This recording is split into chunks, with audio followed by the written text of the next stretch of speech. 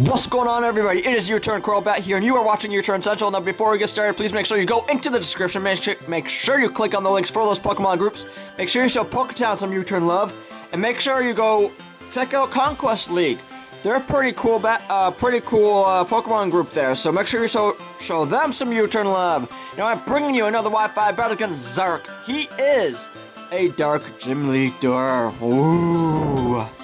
And I had a great time with this battle. It was a lot of fun for me. And I wasn't challenging for the badge, but he did watch my video, one of my battles, and he did want to battle me, so I said, sure, why not? So he ends up going into his Hydreigon while I go into my Evil Bane. And my plan is to get the Stealth Rocks up. Now, he does use the Focus Blast, and it does not take me out. Because I am able to take that pretty well because I am bulky. And I do get my rocks up, which is what I wanted in the first place. And even though he does take me out with the Fire Blast right here, I don't really mind because, like I said, I got my rocks up, and that was my plan. That's all I wanted. So no harm, no foul. I got what I wanted. So I end up going to my Mishano. I can't even really pronounce its name, but I do outspeed and get the high jump kick off. And I am able to take the Hydreigon down. And I was incredibly happy I was able to do that. I know it was weak to fighting and everything, but I didn't really know how well that was going to work out. So he ends up going into his Greninja, or so I thought. I do take it out right here with a high jump kick. And it turns out that the Greninja was Zoroark all along. Plot twist, guys, it's a plot twist, oh god. And so, he ends up going on into his real Greninja-esque. And the thing is, I can't outspeed this thing, and it does use the extra Sentry and takes me out right here. But even though I do get taken out, I'm pretty happy, you know, I was able to take a few of his Pokemon out anyway, just because it was awesome. I mean, I didn't think I was going to be able to take out a couple of his pokes that fast, but I was able to, and I was happy. So, I decided to go to my Lotus, my Venusaur, my Mega Vena, because I am able to take any of his attacks. Now, I do Mega Evolve, and even though I completely forgot Ice Beam Greninja was a thing, I still am able to eat the Ice Beam up. Now, Now, that being said, I am just living at 114, which is freaking awesome.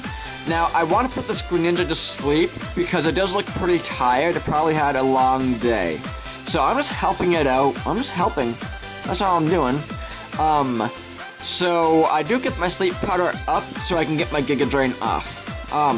Even though I don't need all that HP back, really, I get it back anyways, and Giga Drain and Sleep Powder are the only two grass-type moves that I know, so it didn't really matter that I use a Giga Drain, because it was the only real grass move I knew. So he ended up going out into his Mega Houndoom, and I decided to switch out because, well, I don't want to take a Flamethrower or a Fire Blast. I want my Mega Vena to live another day. So I go into my Orion, my Starmie, because I know that I can take a Flamethrower or a Fire Blast pretty well that was meant for my Mega Vena.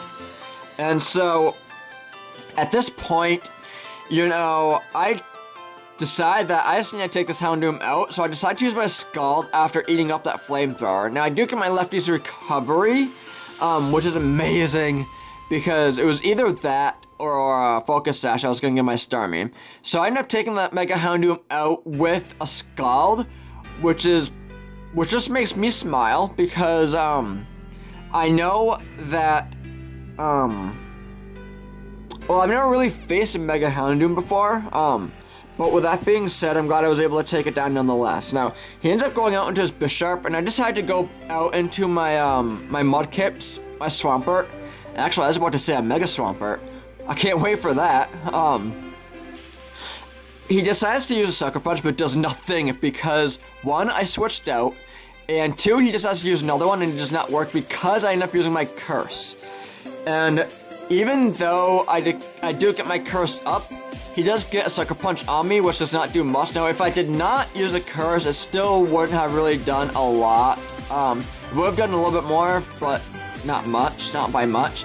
And I ended up getting the EQ off and just destroying the Bisharp.